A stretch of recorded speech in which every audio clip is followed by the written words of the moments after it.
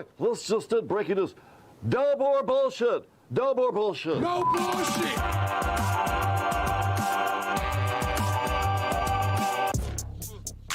Good afternoon, everybody. I'm Charlie What Up, Doe, and this is the No Bullshit News Hour. I like how I did that. With us is Karen Dumas, the queen of the scene, Mark Narcoleptic. Ooh, I like that. I'll take that. That's it. Mannequin Joe, of course. What's up, man? What's your title? Principal at Roast Strategic. Okay, principal at Roast Strategic. Did you name that after yourself? Huh? Creative. All right, look, before we do this, we buried our children in Oxford. So we think of them. And thankfully, some of the children survived. I want to go right to it. The father of Phoebe Arthur, a 14-year-old who was shot by Ethan Crumbly, is with us. He's on the phone. It's Ben Arthur. Hey, Ben, how you doing, brother? Doing all right, Charlie. How are you?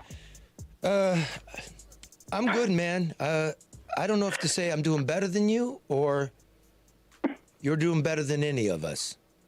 What's your mood?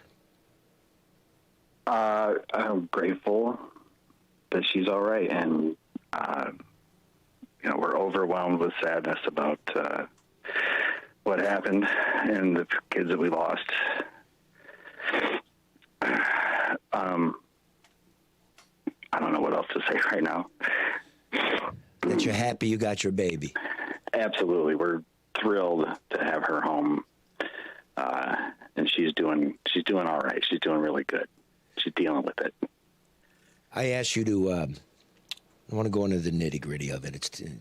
I know you're broken up about it. We've been talking a lot, but all the people that watch this program, I feel we're a community, and you're part of our community, and I just want you to know that all of us love you very much. We wish you a really Merry Christmas, man, and I think you have the greatest gift of all, which is you get to look again at how dear that baby is. Absolutely. So I want to say on behalf of all of us, God bless you and your family, and our best to Phoebe, yeah? Thank you. Thank you, Charlie. We would like to just thank everybody who's their outpouring of support, donations to the GoFundMe and directly to the family, and everything has just been, I can't even put it into words how grateful we are that everyone has really come together like this and helped us out, and everyone else too.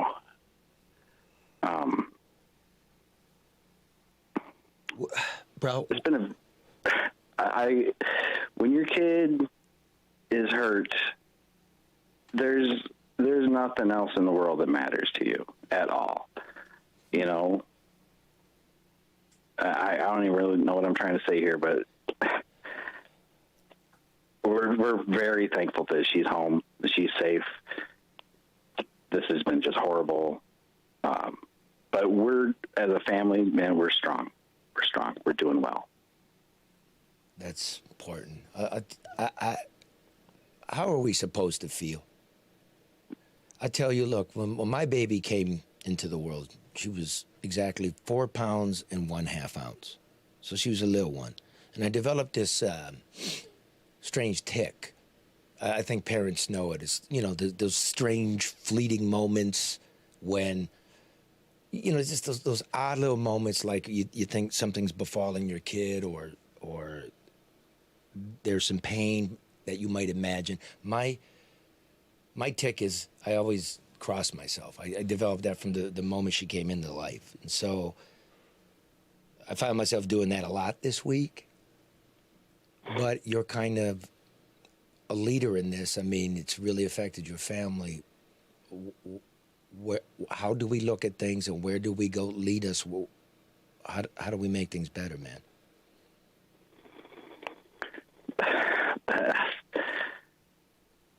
I don't know how we make things better. I think that the whole community, not just the community, but more than that, really needs just healing, positive thoughts, good vibes out there. Just stop all the, everyone is hating on everything back and forth about stupid stuff that doesn't really matter. And we all need to take a step back and take another step back and look at what we're all fighting about and say, that's silly. Yep. We need to get together and celebrate what we have. Beautiful. I love that. That's going to take some time. How much anger do you have? Are you still in the anger stage? And at whom? No, not. I don't really hold much anger at anyone in particular. Besides the obvious. Yeah. That sucks. But I'm not. I don't know enough to say that anyone to point a finger. It's just that's not. That's above my pay grade, is what I like to call it. Maybe it's not the time yet. And perhaps it's not the time. How's your girl? She's doing wonderful. She's home. She's safe. She's happy as she can be. A little frustrated about her left arm. Doesn't work so hot right now. Oh. Over time, that should come back. That's what they've told us. But overall, I would say she's in good spirits. I love you, man. It's in a weird thing. We kind of grown a little bit close over the last week, right? Yeah. I'm not going to belabor this. I know people want specificity, what happened, that sort of thing. My reporter in me wants to ask that. The man in me won't. But I appreciate that. I don't know how ready I am to talk about that. So. Good. Good. That's all good. That's yours. I just want you to know we're thinking about you. We're thinking about the families whose children won't be here. Mm-hmm. Thinking about all of Oxford, thinking about kids. It is the season of love. If you can't love a child, I don't know.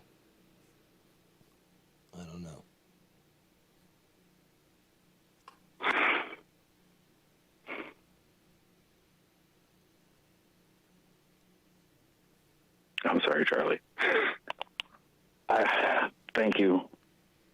Okay, man. You need anything, you call, okay? I will. Okay, I will. I love you, brother. Appreciate it. Thank you, Charlie. Yeah. All right. Bye-bye. Jesus, I'm cold. Charlie, we talk about, and certainly prayers, condolences to those families whose children were lost in this. But you think about the innocence that was lost for the survivors, the comfort. High school is a fun time. It's a time of growth. It's a time of friendship and connectivity. And all that's been wiped away for these students. Ben said his daughter is doing phenomenally well. And under the circumstances, I pray that she is and will continue to do so. But those are lives that are forever changed, Charlie, forever. All of ours. And it's something ugly. I hope something beautiful can come out of it, And I just thought, look, we're going to get into what we do here today. But I just thought we should start with what's real. And then we can do our shitty pointing fingers at each other, complaining, the adult stuff. Yeah. Well, you and I were talking about, having kids yesterday and how, you don't understand that love. Keep that right bookmark. I must say something right now. Go ahead. It meant very much to me, and I thought a lot about that all day long. And it's important for me to say, I love you, and I think you're a good man, and you're a father that really, That's quite kind. really thinks about his children. And we have more of that. He does. We're not going to be crying today. Well, what I was going to say, though, is you can't describe that to someone. And the flip side of that is when you see something like happened in Oxford and what happened to Phoebe, and you try to put yourself in those shoes, I can't imagine the horror of actually being in those shoes when it's happening. So, But you know what the other side of that is too, is that we have to start recognizing that we don't have to give birth to a child for us to have the same level of compassion and commitment and concern for that child. And that's how we have to start moving as a community. Yeah. That I mean, we do. I mean, when we say our children, all kids are our children, and we have to respond accordingly. Bravo. Bravo. When did Parkland happen, more or less? 2014, maybe, something? no, after that, it wasn't that long ago. 2017? 17. Yeah. Because I remember when that happened, I'm a suburbanite, like inner ring of Detroit. My kids, I drive her to school. I've driven her to school her whole life. There's no school bus. And I remember after that, me staying in the parking lot till the bell rang and the doors got locked. Huh? Mm. Remember doing that for a whole year. Oh, yeah. I can imagine. And that moved along. And I'm doing it again. I did it this morning. How long? How long we got to do this? Just think of that. Yeah. And do what Ben asked, man. Try to love each other a little bit. We don't got to argue about every dumbass thing. Stop being dicks. Stop being dicks. Okay. But you know what, Charlie? The other side, too, let's stop waiting for tragedy to kick in before we come together. People will rally around a tragedy like this or something similar before they'll put their beliefs or differences aside to help work to prevent it. That's what we got to stop doing. We got to stop waiting until things like this bring us together and figure out what we need to do together to help prevent things like this from happening. Excuse me while I drink this beer. Merry Christmas, everybody. Let's segue here. Let's bring you a word from our sponsors, and then let's get into ripping on people. No, yeah. Getting angry again. Remember, the basis of the program here is we're getting angry to get somewhere. That's what we're doing. So, as you know, in the No Bullshit News Hour, we're very much linked to American Coney Island downtown. I work there. Comedian Detroit Red works there, and it is the holiday season. It's time for the Coney Kit, the greatest gift there is. I'm going to take you live to comedian Detroit Red in his waiter gear, server gear, hosting gear, man about town gear. Right now, rush hour, Detroit Coney Island at the corner of Lafayette, Michigan Avenue. Are you there, Red? He's there, but he's not. I guess he's muted. Dude, unmute I hope he punched out. I hope he punched out for this break. This guy, every morning he gets up, he smokes a fucking cigar, he coughs out a lung. Morning, morning, morning. And he forgets. You're still muted, James Harvey. Well, He goes, oh. Zoom's pretty new. Okay. Oh, Now we just press unmute. I forgot what I'm doing. Here I be. Okay, and go ahead, do our advert, Red. Go ahead, brother. Okay, first of all, let me tell you something. American Coney Island is the best dime by all rights possible on the world, but you can get your Coney Kit this year. And that's what I'm down here, making my money for my Coney Kits to send out. You see the fresh dog, the medallion onions, the chili, the buns. And look here, you can go. Wait, what kind of onion was that? That's a Vidalian onion. Did I say that correctly? A Vidalian onion? A Vidalian. It's a fresh damn onion. Wait a There you minute. go. What is this like? What is this like? From Vidalian? What is that? Like an asteroid off of Uranus? What's going on? oh, Charlie. Okay. Hold on. Onion. Vidalia onion. A Vidalia. Okay, Vidalia. Sweet Georgian onion.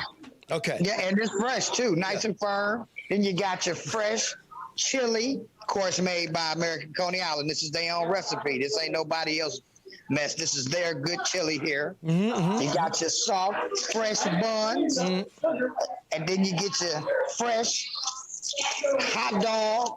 See that? American Coney Island. Again, made specifically for American Coney Island. There you go. Yeah.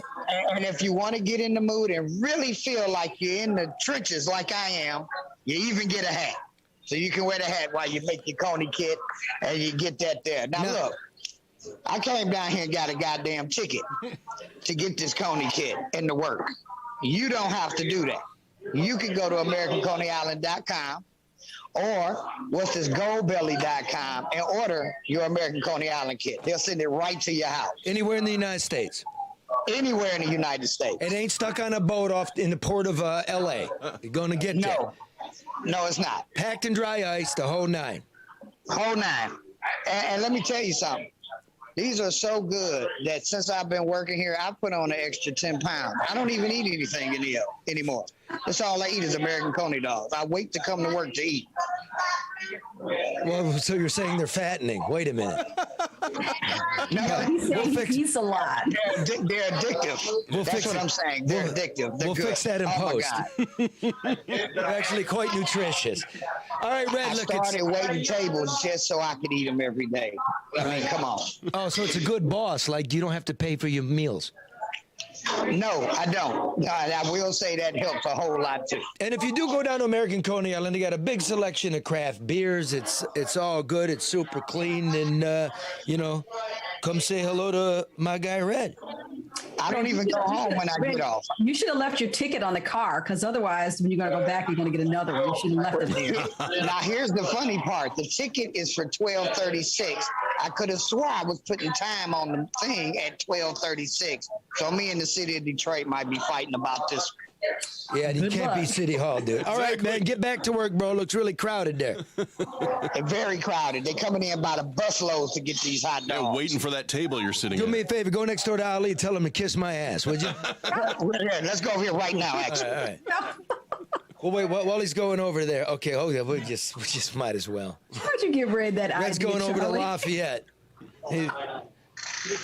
Oh, it's the po-po. You come over here and tell old boy to kiss his ass from Charlie LeDuff.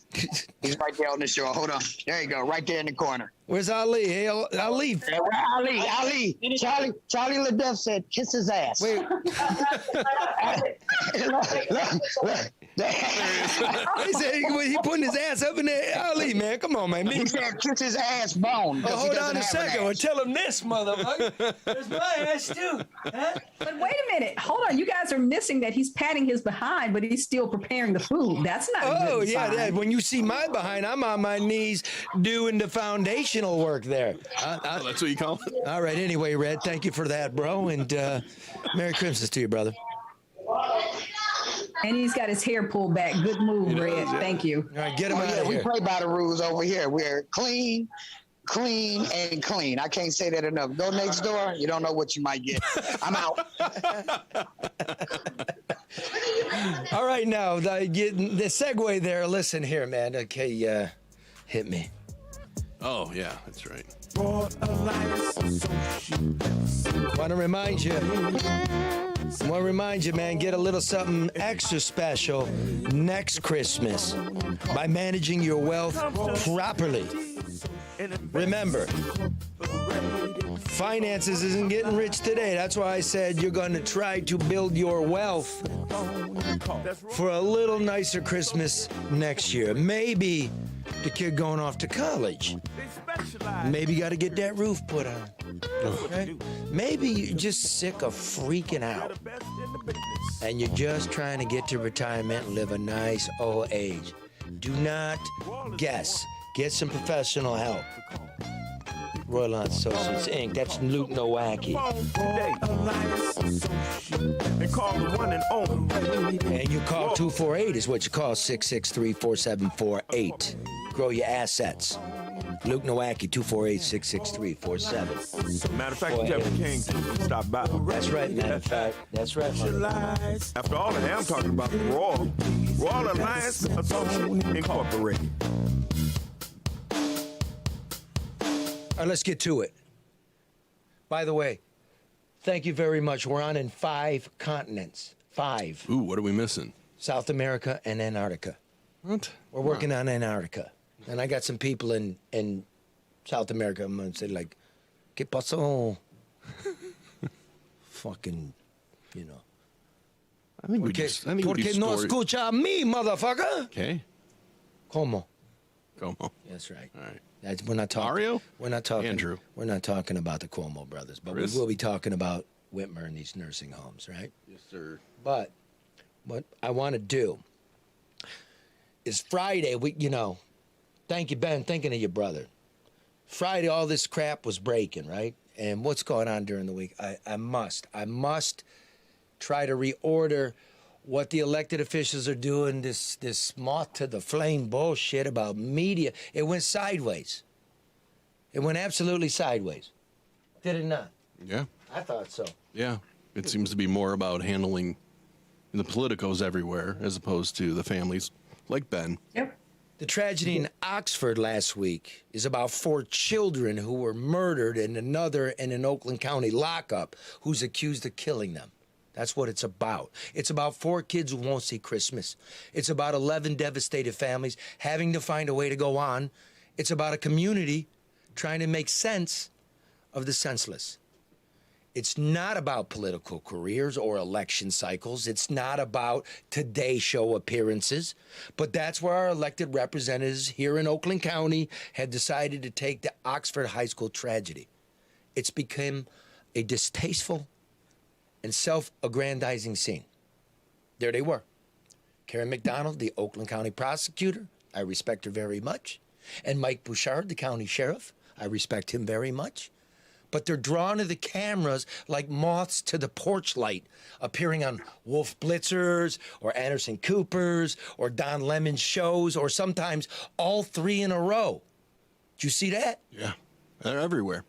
And now Attorney General Dana Nessel has stuck her beak into the media orgy, taking to late night cable news and issuing press releases how Oxford school officials should let her in. It appears to me the rush to the dim bulbs of cable TV has distracted them from doing their elected jobs effectively. The prosecutor decided last Friday, as we were just getting off the air, that she was going to announce charges against the parents of 15-year-old gunman Ethan Crumbley through the media. The sheriff then went on TV to complain that the prosecutor never informed him that charges were coming and that he only learned of her intentions through media reports. So we put this little montage together just to give you a little primer. If we have it queued up, please play that. Let me just clarify one point. I know yesterday you said charges against the parents potentially could come up within 24 hours, but the sheriff says your office didn't give him a specific heads up that the charges were actually coming today. Is that true? The charges were, my office was in constant communication with the detectives working the case. We needed certain evidence to make that charge, and we couldn't get it without it. The swear to was by a sheriff's detective who, by the way, is extraordinary, before I made the announcement. What she said last night was she would make a charging decision. I didn't learn of any charges until this morning when a media outlet called and said that she had announced a press conference. And then I called my commanders and the officer in charge of the investigation, and I said, apparently there's going to be a press conference and charges today. We better, get our folks out and try to find these 2 before she announces charges, because as we know, when charges are announced or somebody's ordered into custody in a courtroom, if we're not there, there may be a gap in taking them into custody.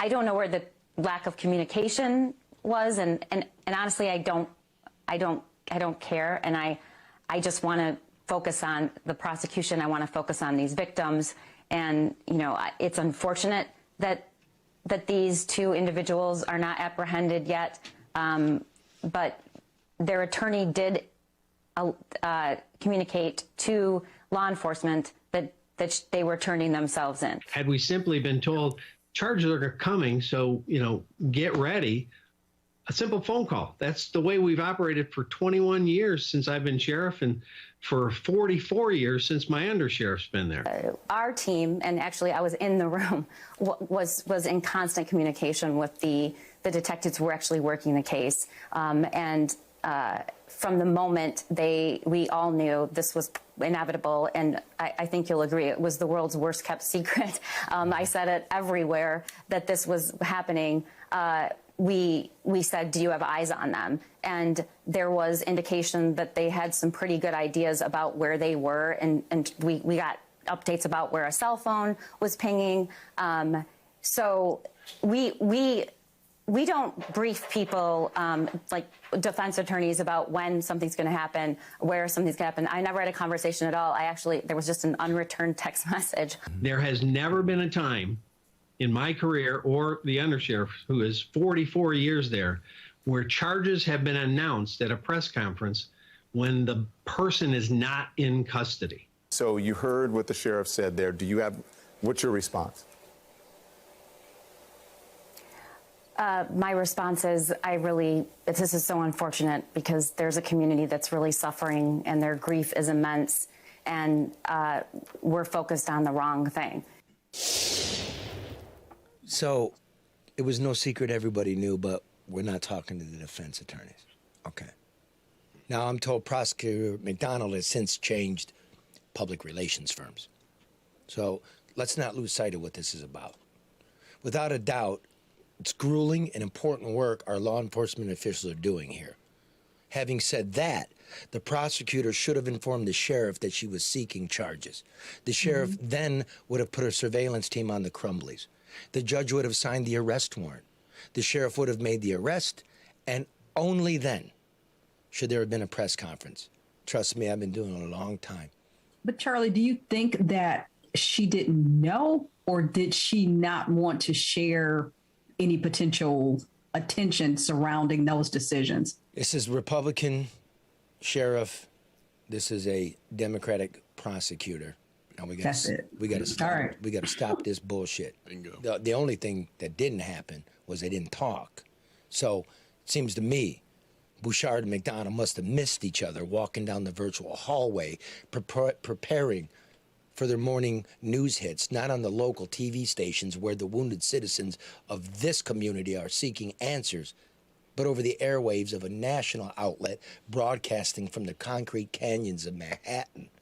Well, Charlie, it's also difficult to understand how the detectives and the prosecutor's office weren't in constant contact, like on the hour, which would mean, I think we would all assume that they would be. I mean, this is only 3 and 4 days after the shooting. How is it that this didn't come up in any conversation leading up to the press conference on Friday? It's an excellent question, Jason, and we need answers here at home. That's what we need, not acrimony. We need leaders, not talk show guests.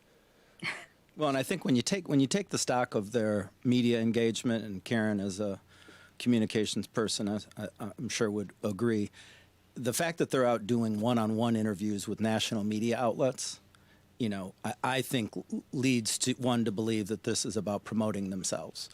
Whereas, what's our expectations as people in this community is that our elected leaders and even the unelected that have a responsibility here are holding a press conference on a regular basis and informing us of what's going on and giving us what we need to know.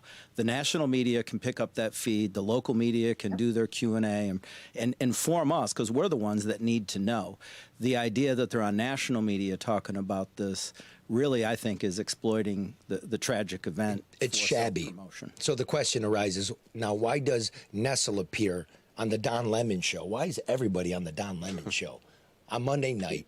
He's trying to capture the fallout from the what's his name that's not on anymore. I can't even remember his name now. Chris Cuomo.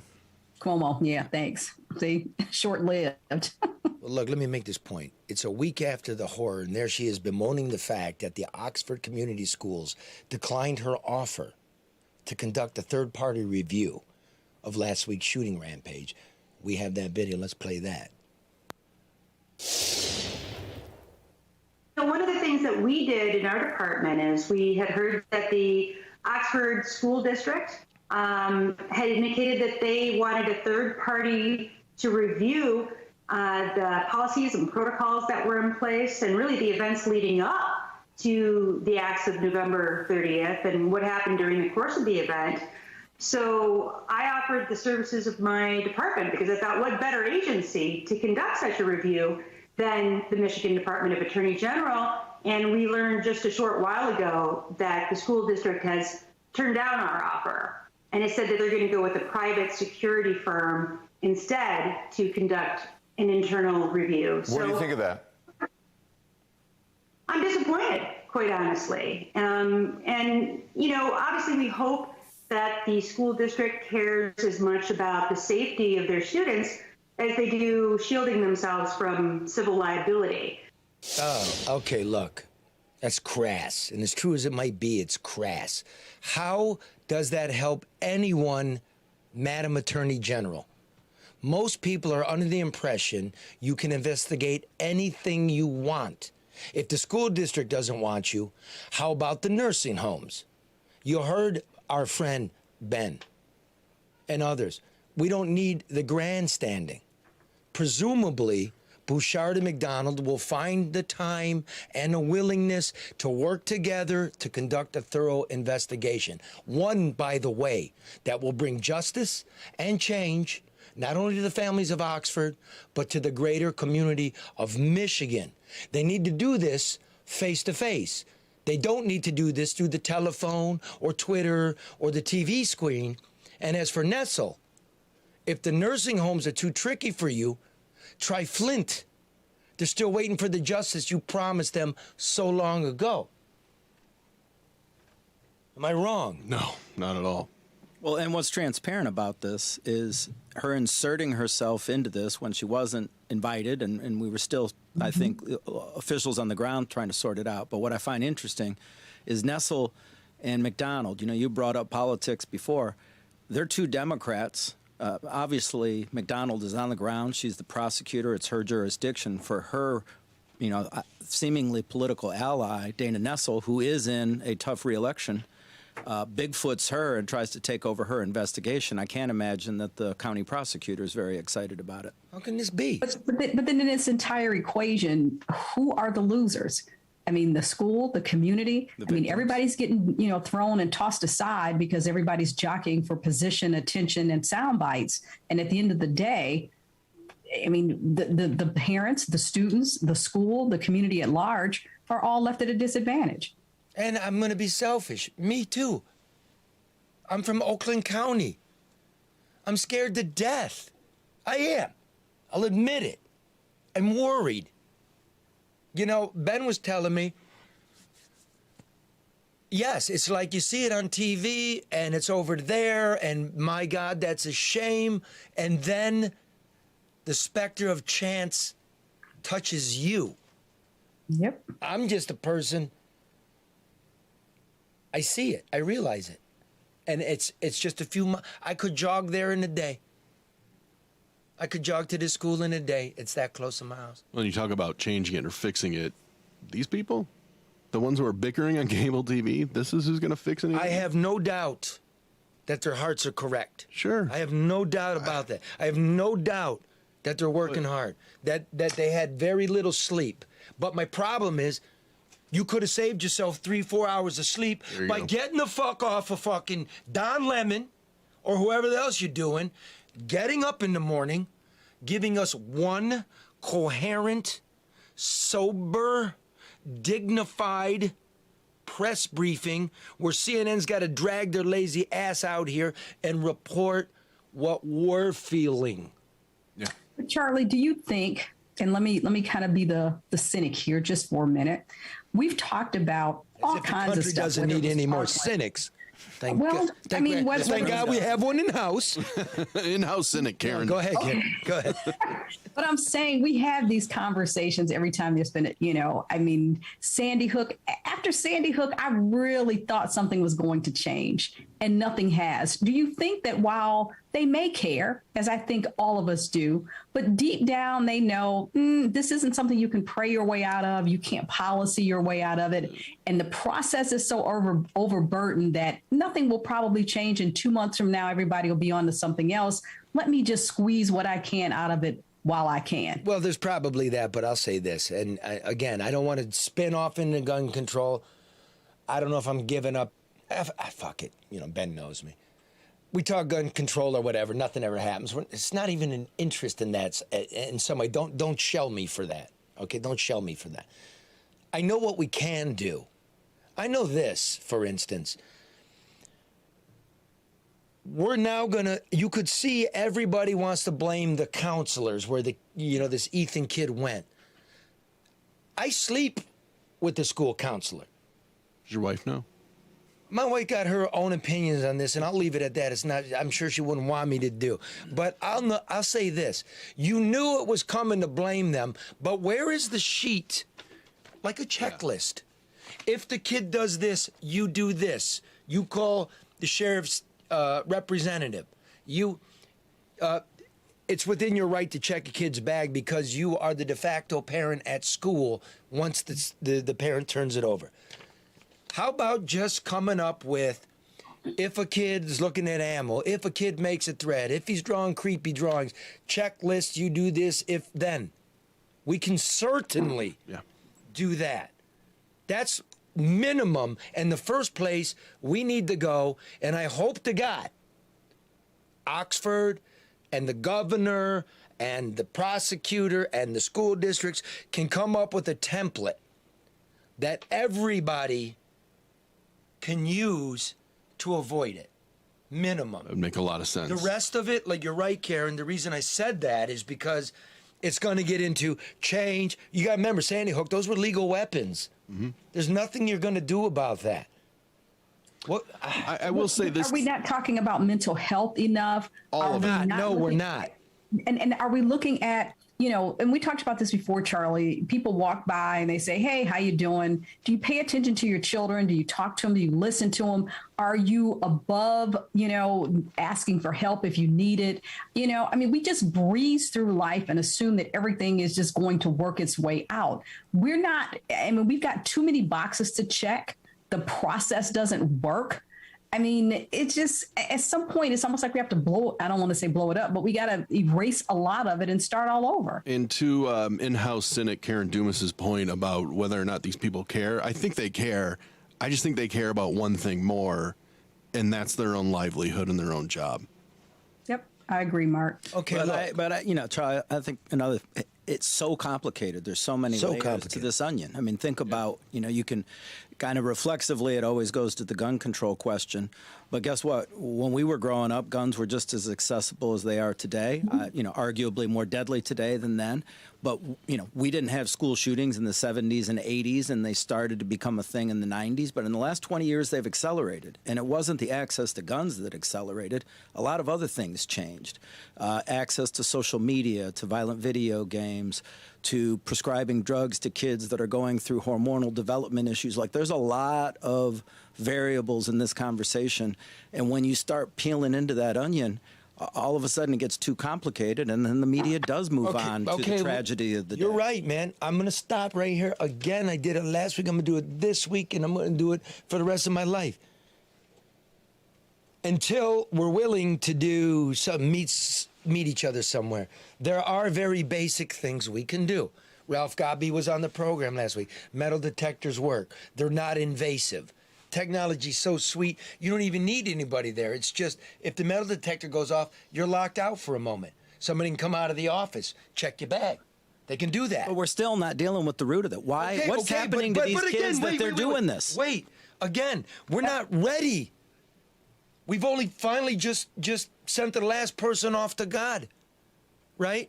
We're not even ready. So if you're saying we're not ready today, and we put all these things to prevent them from happening, we're never going to get ready because we're going to feel protected, and so we're not going to deal with the underlying cause. And this is the Republican talk, and this is very interesting My kind of Republican, motherfucker. But I know today we can do this. Give me a metal detector. Give me a checklist. Minimum. We all know the circumstances. We don't have to relive them about the kid came, he got sent home, he came back to school, they got drawings, they put him back in class, he had the backpack. Kids, you can't take the backpack to class. It's got to be in your locker. If I see any odd stuff out of you out of school right now, and if you see odd stuff out of the kid, you call the sheriff right now. Isn't that just common sense, Charlie? Well, thank you. Thank you. I mean, Karen, really, I mean this. I mean, let's start with the easy stuff. I get it. But I'm saying some of this stuff is just, if you really care, nobody has to write down for you how to care. If you see a need, you respond. I mean, this isn't brain surgery. Time out. The kid's an abused dog starting to come out. I mean, it's not common sense when a child, and a warped one, and I can say that with all fucking surety. No one's going to push back. He's a warped child.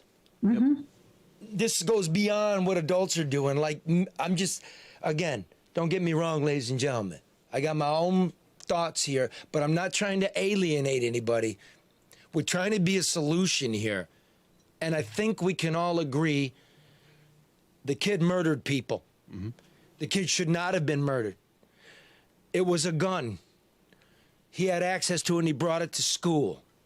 All of that we agree on.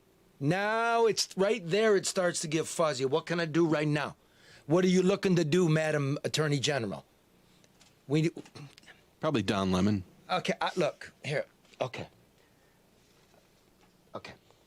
I gotta take a breath. I do. I'm gonna give you these. You guys finish this part up. Host it for me, because. Oh, okay. No, host it for me, just for a minute, because I gotta breathe.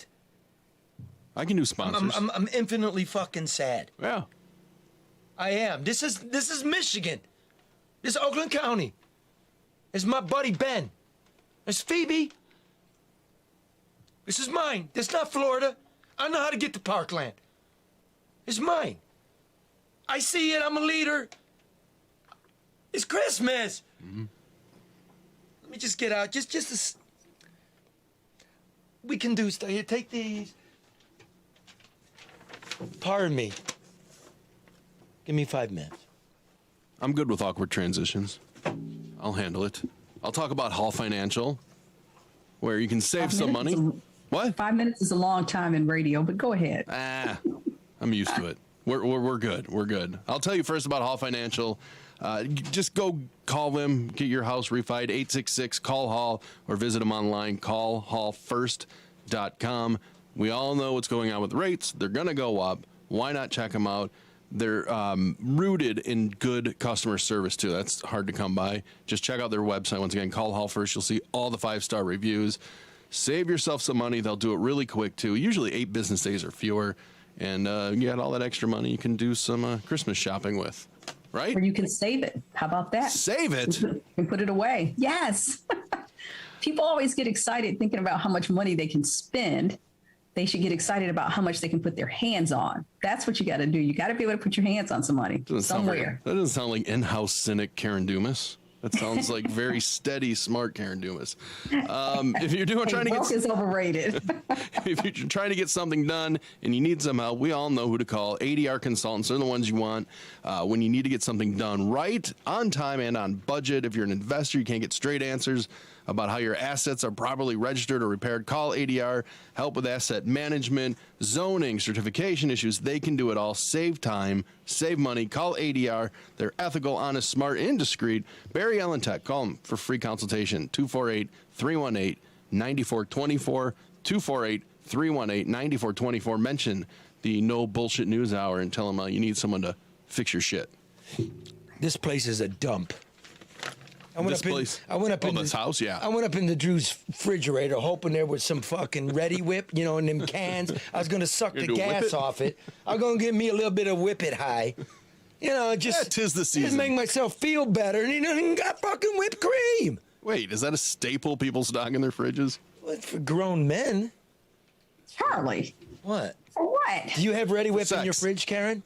Yes, I do. Yeah, you want to know last time why when I came over they didn't work anymore? Were you in my fridge, Charlie?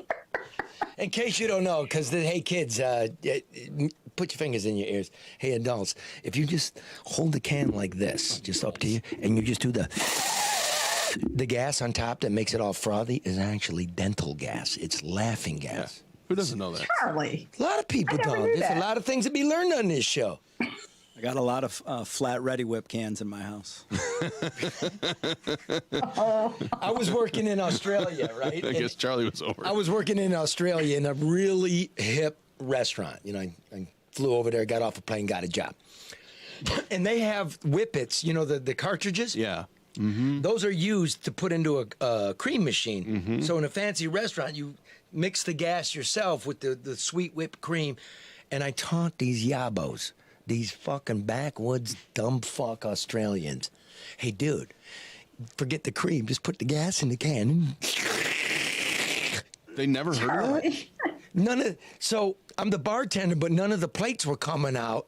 And I go back there, and Dummy was getting so high on the whippets that he's rolling around on the floor of the kitchen laughing his ass off. I'm like, dude, the steak's up, bitch. Doesn't sound very productive. Yeah, that, and I introduced tequila to Dublin, Ireland, which is pretty all right. It's all right.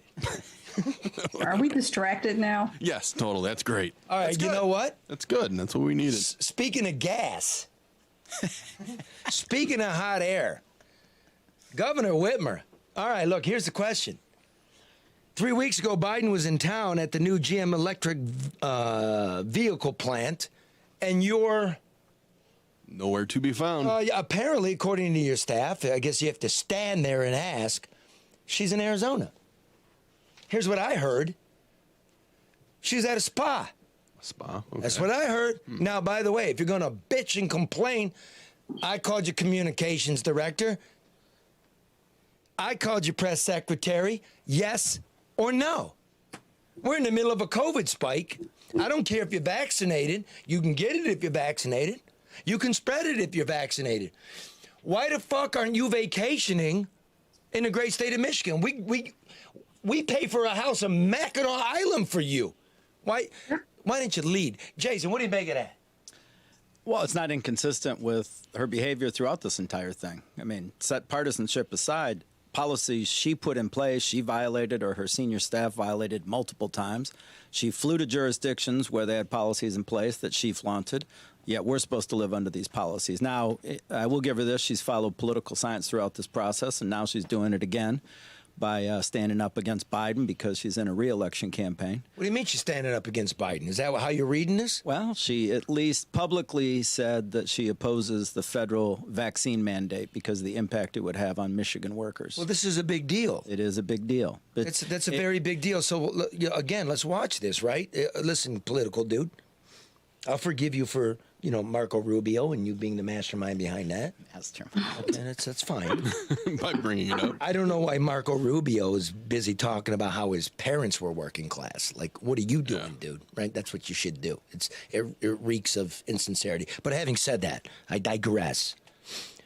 What do you see going on here? I mean, does Whitmer not want to be seen with Biden? Does Biden not want to be seen with Whitmer? What's going on? Look at his polling numbers. I mean, they're worse than Trump's numbers. And I don't think anybody in the professional side or just as an observer thought that it would be possible to consistently have lower numbers than Biden. So, you and I talked at the time that it was happening. To me, there was one conclusion, and that is Biden is toxic, and standing next to him and being the BFF she claimed to be a year ago when she wanted to be his running mate wasn't as politically helpful as it was once then. So now we got COVID raging. People don't want to get apparently, this whole new spike has to do with people who aren't vaccinated, which intellectually makes no sense to me. It makes no sense because it's the Delta variant, which is the UK variant, if I'm not mistaken. And that was around in January. And in March, she said the UK variant is in Florida. Don't go there. But we now know she went there. And again, they didn't want to talk. But so what she did was create a division amongst the American people, which a leader should not do. And now, just a couple weeks ago, here's what she said to Grand Rapids Television. Dig this one. WOOD. And thank you for letting us use it, which we didn't ask, but at least we're giving them credit. And it's a good, great question, great answer. And we're just waiting for the audio. That's Mannequin Joe. That's I told you we had everything set, but something was going to mess up. Who's running this, Red? Hey, technology is human too. Absolutely. We'll fix it in post. Take two. The fucking internet around here. When are we getting internet, brother? He goes, it's in. It's in. It's in. And we all want electric cars. All right, Joe. Joe, that was such a sweet segue. Joe, you're going to have to unmute now. Oh, fuck. Take a lashing. All right, while he's doing that. See, or you can go to my computer, Joe, if you want to do that. I'll just keep moving on because I got much more here. Go ahead. I do think it's important to give the Trump administration some credit here. You know, their Project Warp Speed moved the United States really quickly. We had vaccines because of it. And now, simply because it's a different administration deploying a lot of this, we need to acknowledge this is an opportunity for all of us. There you go. That is one of the most extraordinary clips It's crazy. I've seen yet involving her. And you know me, bro. Like, Trump, really? What do you mean stop to steal? Shut the fuck up, dude. It wasn't stolen, right? There's a lot of dumb shit you did. You talked too much. You were divisive. There's foreign policy of yours I liked. And I'm on the record as saying, remember, a lot of you have hit me like, I can't believe you say he's a murderer. I said, Operation Warp Speed. He did a good job there. Now you hear Whitmer saying he did a good job there. That would have gone a long way in this country, in the culture wars, had you done that then, but it would have cost you. Am I wrong? I'm just looking at a room full of people. Am I wrong? Well, you're not wrong, but also something I think people forget. At the time that she put in the extreme shutdowns in Michigan, you had every Democratic governor that wanted to be Joe Biden's running mate trying to out-extreme the other one. Between Gavin Newsom, the guy in Illinois, Pritzker, you got Cuomo in New York, you've got Whitmer here in Michigan.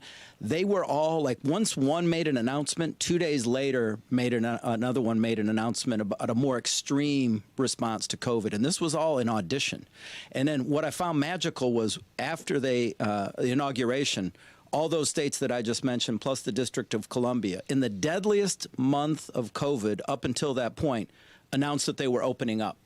Now, what magically happened other than the Biden inauguration that we opened up all of a sudden in the deadliest month up until that point? This has always been political science, and that's why Whitmer's pivoting right now. Polling has her under 50% on her reelection campaign, and she's trying to figure out a way to find moderate, right-of-center voters that will come back to her.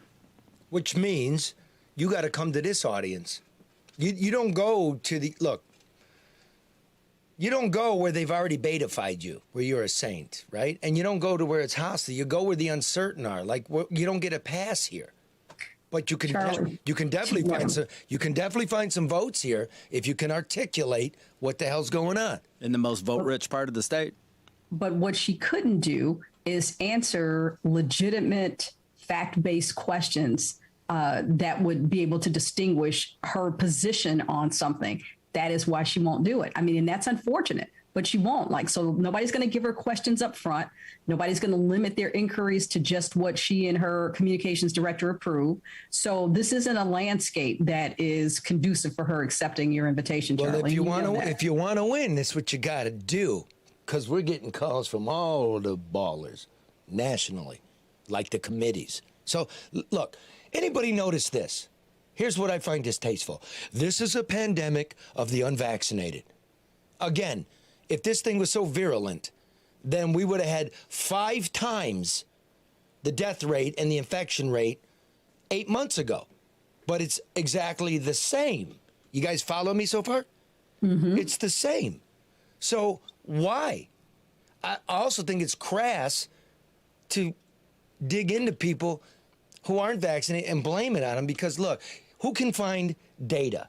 Here's the data I want. Of the people sick right now, how many of them are old? How many of them got pre-existing conditions? You know, the shit we knew like a year and a half ago who it was killing and infecting? What's that count? Do me a favor, please. Respect on all the spectrum of American life, because I love y'all. I'm here with you. Somebody send me the website where I can find what percentage of these 8,000 cases are over 65. You can't find it. Show me who has immunodeficiencies or lung disease. Show me who's been vaxxed and who hasn't been vaxxed. Okay? I can't find it. Charlie, if you want to see some interesting data, Dr. Joel Kahn, who is a noted cardiologist in this area, follow him on Twitter. He's been shut down a couple times because he's giving you both sides of the story. I'm just saying, all those numbers that you're talking about. Look, Karen, no, I don't know if he's giving me both sides of the story. I don't know. Here's what I will do. Here's what I have for you. Okay. University of Michigan, not shabby. The University of Michigan Hospital, right? It's not exactly General Main Street Hospital. It's a top 10 on the continent. University of Michigan Hospitals. Here's what they gave me. Small sample, but here's what they got. They had, the date was the 6th, this week. It's the latest data. They had 76 people hospitalized. Of those 76, 72% of the people hospitalized had lung problems, immunodeficiencies, or were over the age of 65. That's 3/4. That's about what we all already know. We're not dumb. Okay, now, of those 76 hospitalized, nearly 40%, it was 38 point something, 40% of those hospitalized were vaccinated. Think about that.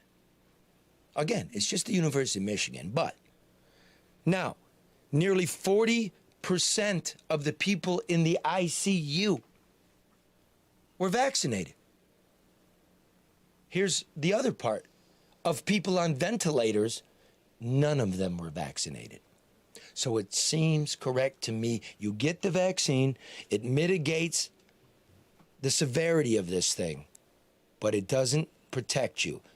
I go right back to it, Jason. I give it to you. If that's the case, what a leader would do, a leader that took over the Constitution of the state, the leader that really shut us down, wouldn't you think you'd stay put just to offer people a way to calm this thing down? Well, you definitely lead. You wouldn't abdicate. And I think, at the time that Biden came in, it had been 14, 15 days that the governor had even made a public appearance. So, yeah, I agree. That's what your expectation would be of the state's chief executive, particularly as numbers were spiking. But as you and I talked about at the time as well, think about all the things that were unraveling for her politically. You had the Benton Harbor water crisis. You had the fact that the courts were ruling against her on the $4 million that she raised above legal limits.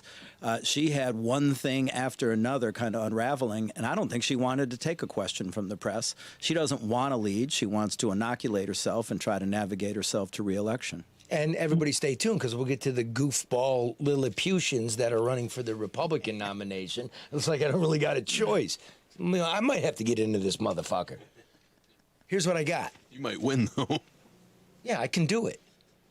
I can do it. I know the chief. Charlie, you'd lose your mind, Charlie. And what happens to this show? What a great way to lose your mind, to be in a service to somebody. Yeah, but I'm just saying, you would actually lose your mind. I mean, local government, state government, federal government are such cluster you-know-whats that I'm telling you, until people start erasing and redefining how we do things, all we're doing is recycling everything. I know, and we're dying on the vine. Our children are dying. We're dying on the vine. Enough. Look what I got. What is that? This is yet more confirmation. Remember, look, here's what I know about COVID. DeSantis is the murderer governor of August. Whitmer's the murderer governor of November. We all know that this virus likes to move around. 1 week, it's North Dakota, then it's California, then it's Florida, then it's New York. Then look, it's a virus, man. Some people did nothing and some people did everything, and we got the same results.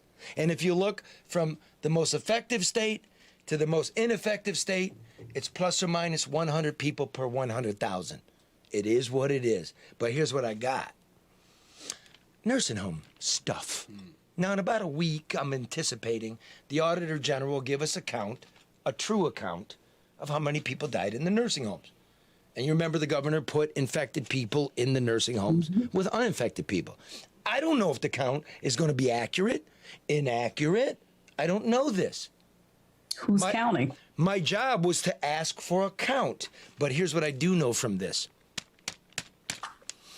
When the governor was talking about data and science, we never had any. It comes in September. The governor's office is saying, hey, can you verify how many people died in nursing homes? They didn't have the data. They didn't have the ability. It was one guy on the back of an envelope on his own time trying to figure it out. The numbers are wildly out of order. Maybe they were able to get them in order somehow and today's count is accurate. I don't know. But they didn't know. You'll remember in early May, Cuomo was doing the same thing. That's where we got the idea. We didn't know Cuomo was hiding the hospital deaths of people that caught it in the nursing homes. They were only giving us the numbers of people that actually died in the nursing home. But they knew the number. We never had an idea. 2 weeks after Cuomo said stop doing it, Whitmer doubled down. The number might be what they're reporting, and it might not be. But there is no way to make public health decisions. Does anybody in this room or listening disagree with me on that? It's fact. Anybody disagree? Nope. Okay, so we wanted to get the answers. You know what? I don't care. But we got our producer, he's, based on the East Coast, Zach Scrow, went to MSU, worked hard. Sorry about that. He's been calling. He's been calling. We're trying to get her. So, you know what we did? He actually went to Lansing and got his ass thrown out of the governor's office. Here's a little something we put together, because we're a really funky show where we got videos and everything. We're like, this is the hippest shit, and that's why they listen to us on 5 continents. And let's roll Zach. Elected officials.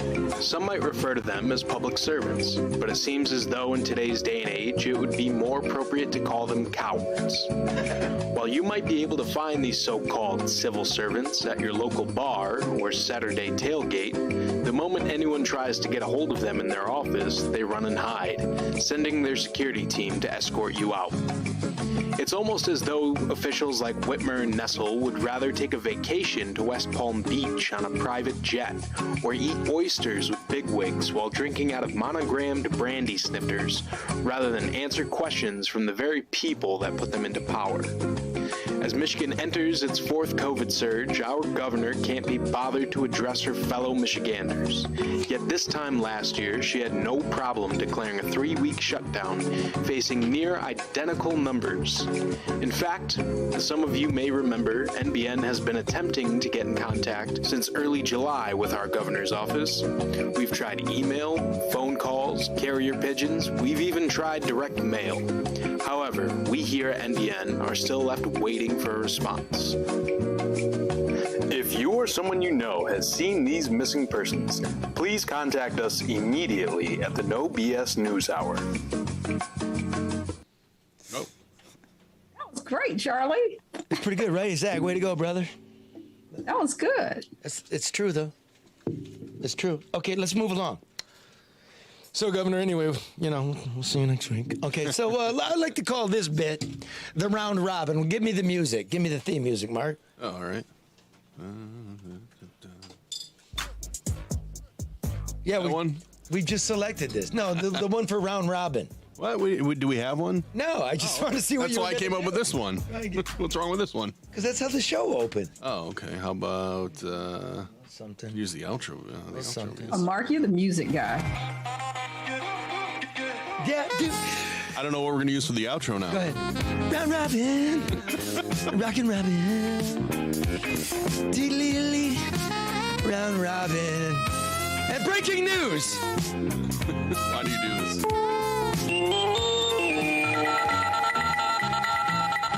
The state of Michigan, the governor's office, the Democratic legislators, the Republican legislators have decided to take the COVID money, keep it on, that was designed for COVID, and create a slush fund to give to multinational corporations so they'll set up here. Not only that, but non-disclosure agreements were signed by state representatives and members of the administration. That would be Republicans and Democrats. So as these multinational corporations' secret plans wouldn't be let out, and yet they're going to give them the money that was supposed to go towards health and everything. So, Charlie, we're supposed to be selected in Michigan, I believe Lansing, not Detroit, for a U.S. For electronic battery plant. Mm-hmm.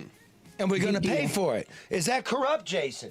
But at the same time, hold on. We're also not getting any more federal dollars for Michigan hospitals. That's also just a couple seconds ago. Oh, we're getting no more money for no more federal money for hospitals where COVID people are dying, these unvaccinated filth people. And yet we're going to take the $5 billion we got left over in COVID money and give it to whom? It's probably because of that Trump comment. Blood-sucking General Motors. And I'll explain that. Don't hate me. I'll explain it. You line workers. $2 billion. Jason, have you ever heard? He's on the other side of the monitor. Hold on. Have you ever heard of an elected representative of the people signing a non-disclosure agreement with business to not tell the people what they're doing with the people's money? I have never heard of a non-disclosure agreement in this situation, but apparently this is becoming the new norm in Michigan. Look at the redistricting commission. Violated. No, don't go into the redistricting commission. I want to do this. This is billions. This does not meet the standard of transparency. It's not what we elect our members of the legislature and the governor's office to do behind. This is the smoke-filled room of today. This is. Were you uncomfortable calling them leaders, Jason? The hesitancy there. Well, they got elected into a leadership position. Breaking news. Allegedly. Breaking news. The No Bullshit News Hour has confirmed that Majority Leader Mike Shirkey of the Republican Party in the state Senate has signed said non-disclosure agreement. This ain't just Whitmer. This is Shirkey. This is the Republican. This is everybody but us. Everybody but us. Anybody in this room support this? Hell no. Okay, Karen, you're monitoring our friends until we get the phone lines in, which are coming any day now. Okay. Yeah. Man, they don't, Charlie, but let's keep in mind, too. Remember, we had reports of a few, and I don't want to deter from the conversation, in the Duggan administration that had been asked to sign NDAs. So, obviously, there's a lot to cover up at all levels. Fight the power! Fight the power! Fight the power that be! This is bullshit! Fight the power! Fight the power! Fight the power that be! Bullshit! Bullshit! No, do it out loud, man. We're reasonable. By the way, I love GM. See the muscles on there? See that? Look at that shit. See that? Look at that. Charlie's flexing now. That's not a good example. That was a big three. Put that on my bones. That was in paychecks to deliver chicken in the pot.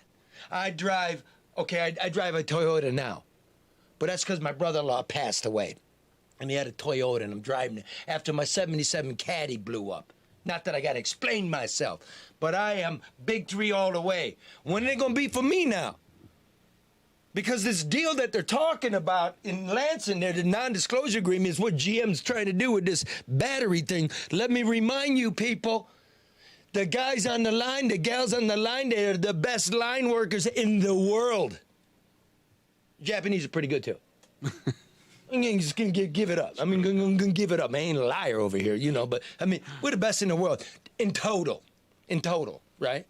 Our engineers are the best. Everybody steals our work, right? We're the best. Who invented the battery? We invented the battery. So Who Charlie, invented the tire? The Greeks. I'm sorry. I'm trying to monitor this stuff, but Tariq, who was a regular supporter and listener. Tariq Beydoun? Yes. What up, though, brother? Yeah, he's great. But he pointed out that that's the amount that of the investment that Ford is making in Tennessee. Tennessee is not giving it to them, but that's what they're investing in Tennessee. And keep in mind, Ford didn't make that investment here. Okay, it's a good one. See, Tariq, really smart cat. We got to have him on. Make a note, somebody.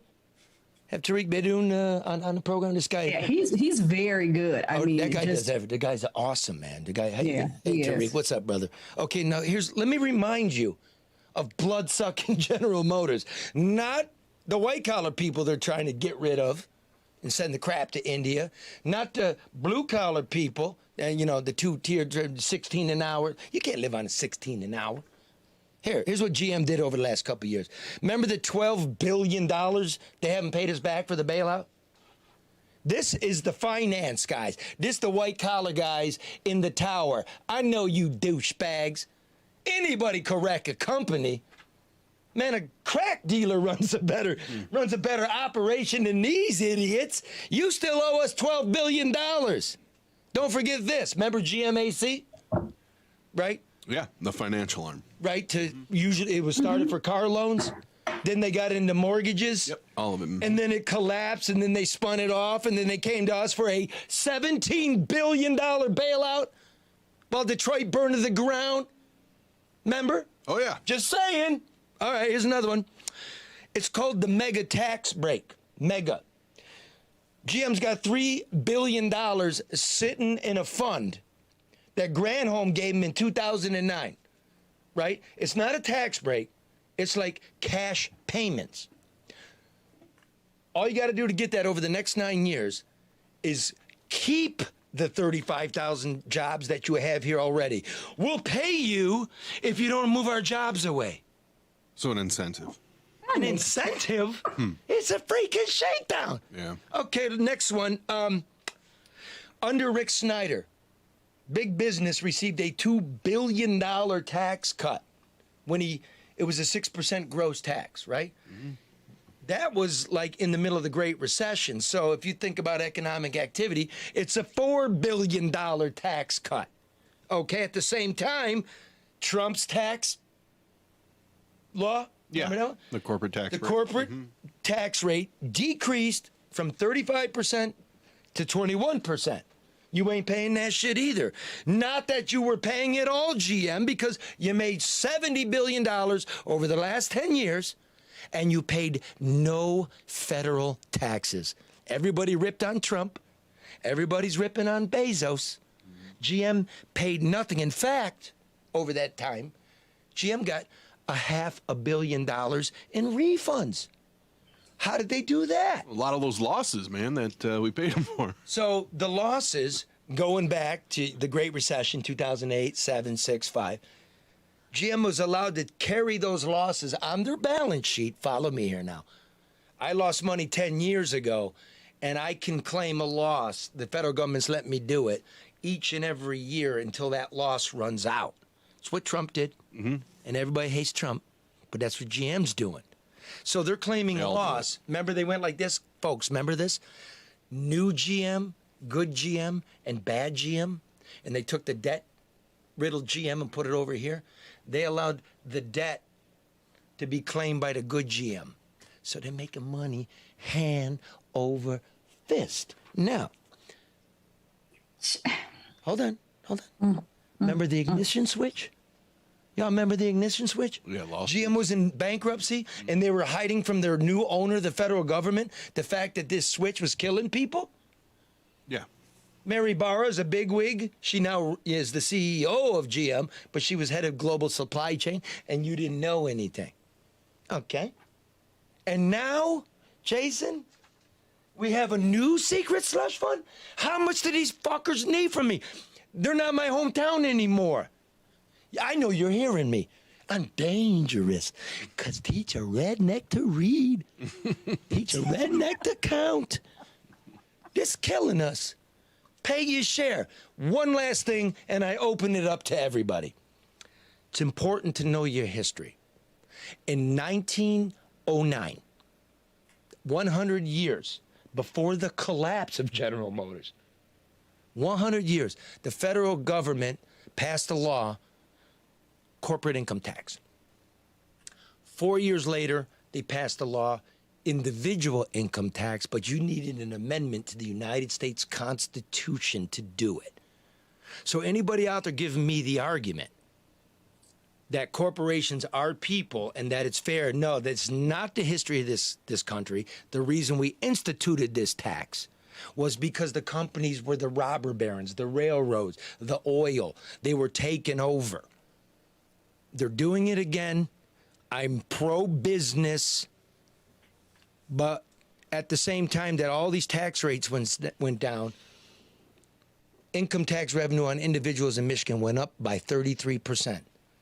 Business taxes went down 50, ours went up 33. That's why we don't got no roads. That's why we don't got stuff in the schools that makes sense. That's why, as Karen just reported, our hospitals are stinking. Anybody? I have a number for you all. 987. Is it that time already? Does that mean anything to anybody? What'd you say, Charlie? You said it's 987? Right. Does that mean anything to anybody?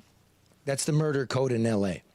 Well, okay, bring it home, Charlie. For 200, That's Alex. what the minimum wage is going up to in January. State or Now, federal? I'm saying when you think about, keeping people in a compromised position, what is anybody supposed to do with $9.87 an hour? I'm saying, think about the bigger picture. We're talking taxes. We're talking tax break. We're talking reallocation of funds in places they don't need to be. And people are struggling to make $10 an hour. That doesn't make any sense. Okay, let's go like this. You're right. The rich man gets paid in stock options. Stocks, when you cash them in, are taxed at a lower rate than income. The poor man gets tax credits, he gets, poverty credits. The vast majority of this shit is on the middle class. It really, you're right, Karen, about that, by the way. Yeah, but Charlie, the route you're going, you can cynically portray this as a way that the Skeptically. rich... Skeptically. Okay. Thank Skeptically, you. Okay, I thank forgot. you. Karen's got cynical today. Okay. You can skeptically suggest that this is a benefit to the wealthy to avoid taxes, but what it also is there to do is to stimulate investment of the middle class and the working class so that they are taken care of when they get into retirement. And so if I'm going to pay income tax on some dollars, or I can figure out a way through an IRA or a self-employed pension to defer taxes and invest in my retirement, I am incentivized by tax credits and incentives to prepare for so I'm not relying on Social Security only, and I can live a comfortable 100%. retirement. You're talking about capital gains, right? Capital gains. Yeah. That's excellent. But then when you break down who's actually got stock, Yeah. 50% of Americans don't own one stock, okay? And that 0.1% own 40% of the stocks. Therefore, why is the stock market valued so high when corporate profits don't mirror the growth in the price of the stock? It's called inflation. It's called wealth redistribution. And I submit to you, ladies and gentlemen, that working people are entitled to a piece of the profit. That's not socialism. That's Detroit. That's it. It just seems wrong when you have corporations paying no federal taxes. None. For whatever reason. I'm paying more than GM. And it also And they seems, still owe me. it also seems wrong that states are I wouldn't do that for my brother. And you go to jail if you missed a payment. That's another thing. You've got people out here that don't pay taxes or that go years without paying anything. You miss a payment, Charlie, the IRS is going to be at your door. Well, meanwhile, you have states pitted against each other to create incentives to keep companies or get companies to come. I mean, you have them fighting against each other. Not that, I understand why, but... Great point. This is what I want to see out of my governors. Like, look, everybody knows this. Now, this is back to my reasonable people that, work numbers and stuff. What are you going to do? Jobs are good. Mm-hmm. Jobs are good. Mm-hmm. Whether I pay GM $1 billion or not, if I got 10,000 jobs making $50,000 a year, that's That's 10,000 families doing better, that spend money, that create more jobs. I get it. They're in a pickle. They're in a pickle. I totally get that. The governors need to get together, just like the nations of the world were trying to get together and create a new global tax on these companies.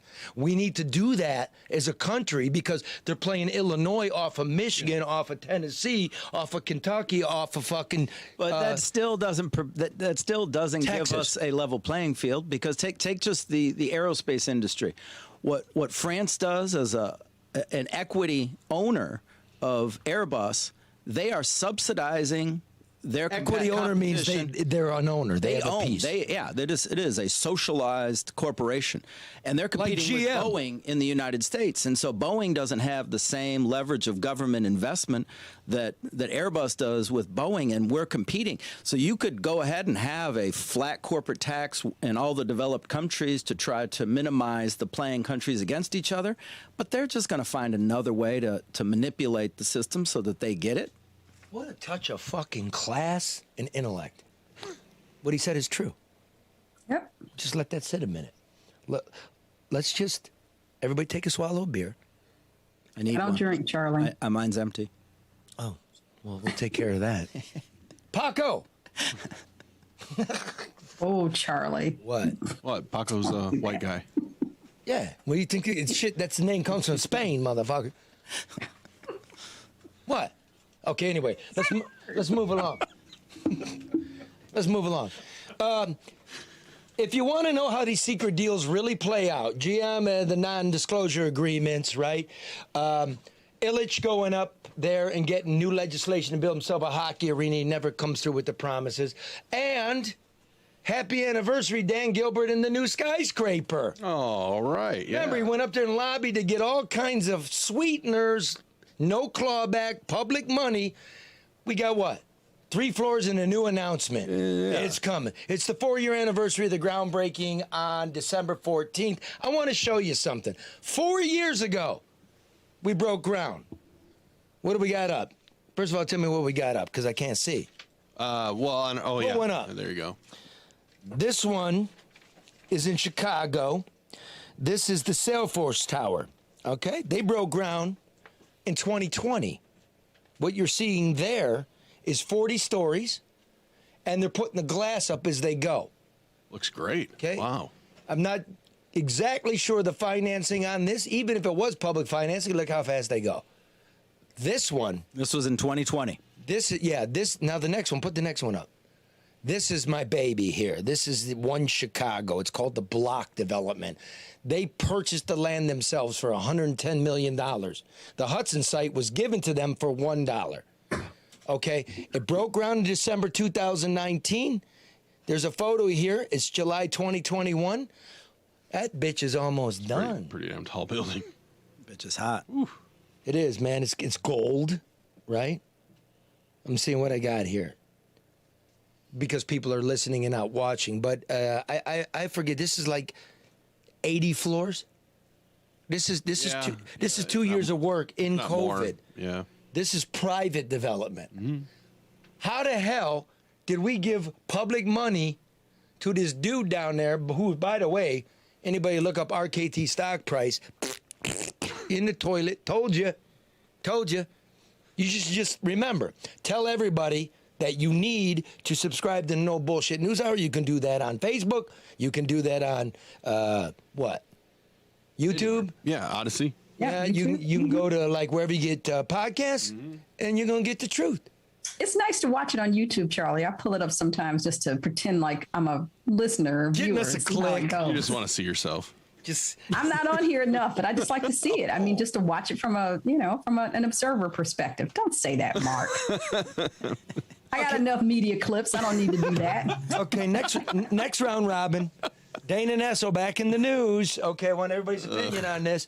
We're watching. While you're grandstanding in Oxford, madam, the Monday, the shooting, the tragedy was Tuesday. On Monday, the judge ordered Nessel and her prosecutors to weed out privileged documents in the Flint water crisis cases. Remember, I told you a while ago, yeah. What I predict, bro? Just that you have to have a third party go through the client attorney privileges. before she could see him. You know, I'll put it in plain English for you, Jason and Karen, and then you tell me your opinion. You're such a hack. Okay, well, that's plainer. That you More plain. you tanked the racketeering investigation. What it says to me is, if you arrived at charges with that shit in possession, your possession, these charges go nowhere. They're going to throw this case out. Flint, you got fucked. Well, and there should have been a taint team at the front end of this. And It's called the taint team. The third group of lawyers, the third party, it's called the taint team. Jason, go. That should have been on the front end of this. This is something they should have never had access to. I think everything that she's done on this has been a perversion of what the rules are to try to manipulate the outcome that would help her politically. Karen? What Jason said. Boom. Next one. Slippin' Jimmy Craig, the presumptive frontrunner for the Republican nomination for governor. As I told you, breaking news. There you go. Well, it's old. I told you had a rat, Jimmy. I told you. This time it was John Yob. John Yob, the architect behind everything, quit the campaign a couple weeks ago. Okay? And he said publicly, he's sitting around, he's waiting, he's trying to see who's raising money, and he'll redecide if he's going to re-engage in this race. Jason? Yes? Is James Craig's done? I think he's dead unless he makes some significant changes in the next wait, 2 breaking news.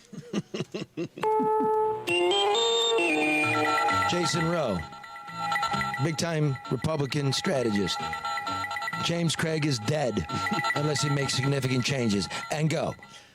He's got about 2 weeks until the next filing deadline. So whatever money he's raised is going to be the only metric other than some polls that we've seen to test his strength. This guy was coronated. He was basically blessed by everybody in the Republican establishment, and I think it went to his head, and I think he's phoned it in ever since.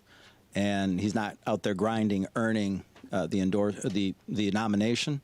And I think it's created an opening for people like Kevin Rinke and other wealthy business leaders like Perry Johnson to take a look at this race and have an opportunity, because he didn't close the deal when he had the opportunity. So are you saying if the number doesn't come back like $1 million that he raised? I think if he doesn't post $1 million on the December 31st filing deadline, I think it's difficult to see a path that he stays in this race. Does this mean the bigwigs, the deep-pocketed guys, the Republican establishment has left him?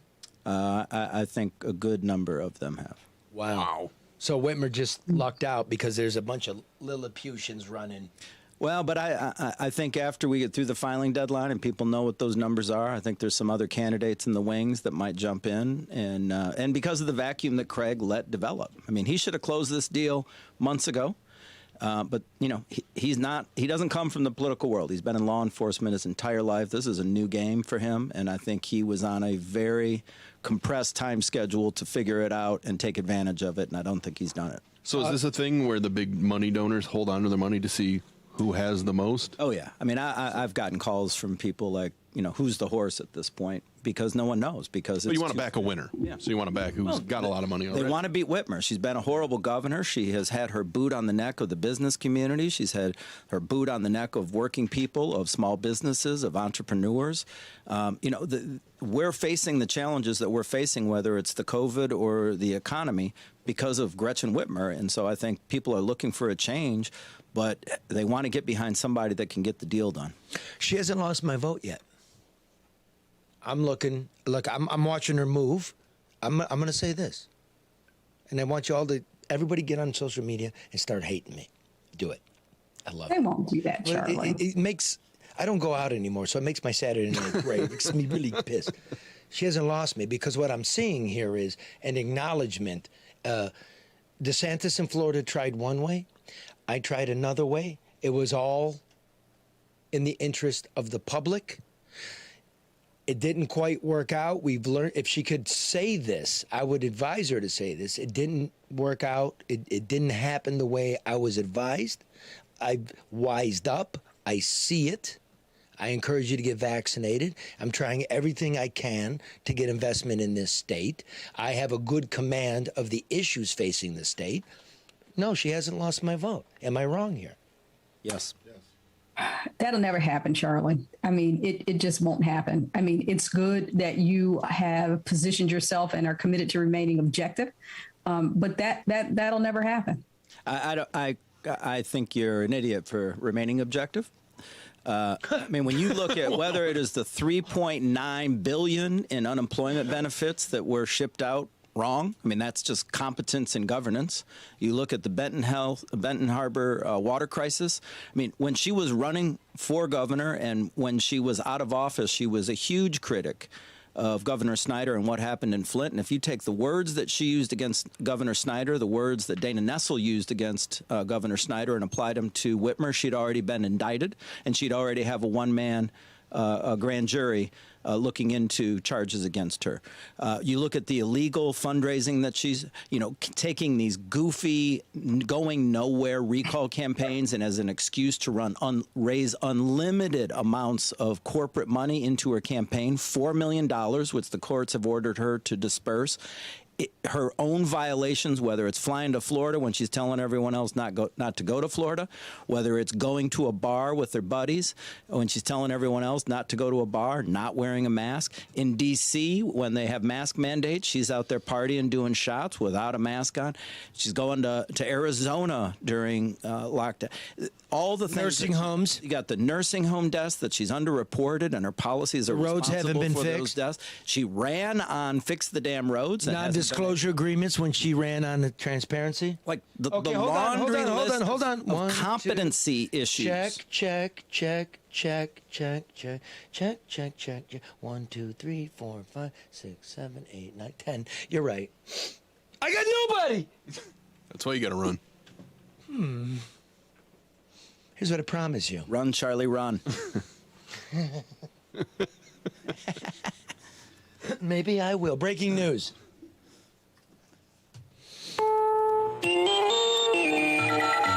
Maybe I'm running.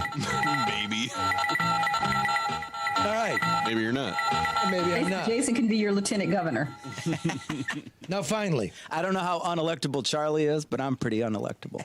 Don't be so sure. Everybody's electable. It's all about packaging, presentation. It's doable. I might be able to pull it off in a Democratic primary. He's too short. Man, let's go out with some Too Short music. Too short? Oh, okay, Charlie. Go ahead, start working on that, girl, because here's our last piece today.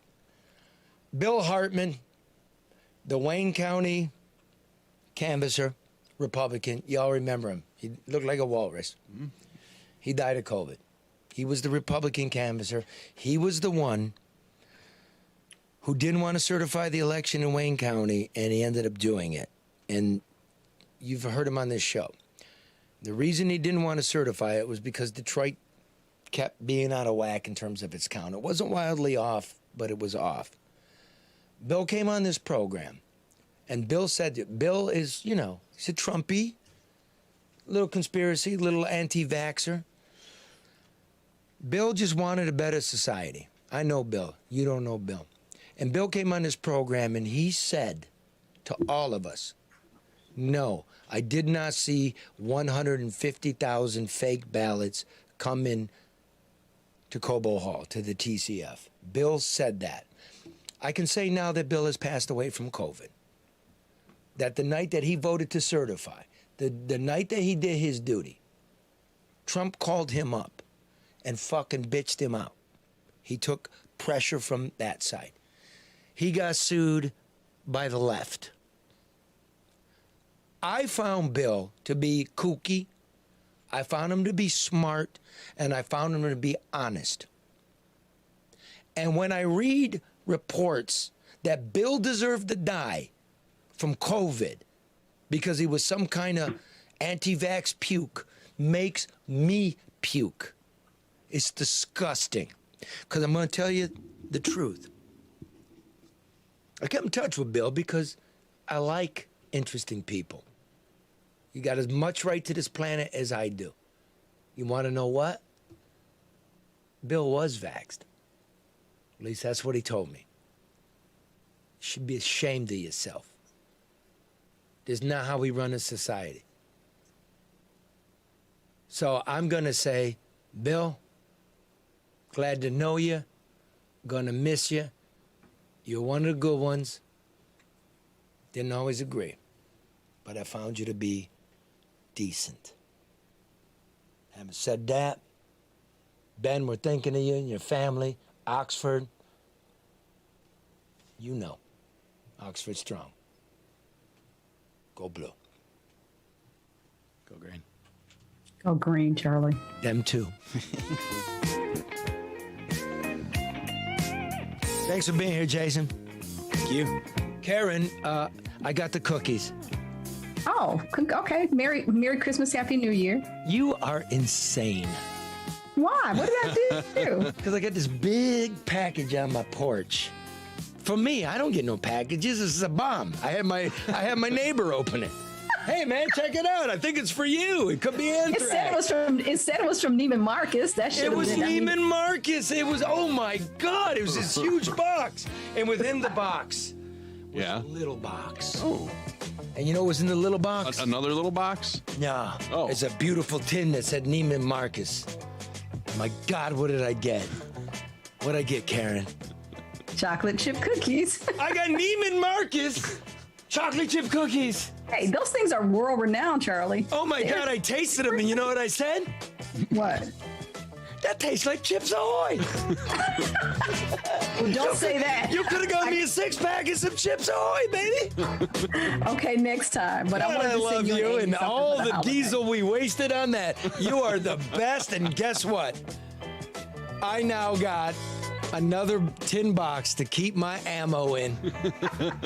Greatest gift in the world. I love you. Thank you so much for the present. You are welcome. You and Amy have happy holidays. You and, Everybody and the love. little one. Enjoy. Thank you, Charlie. All right on.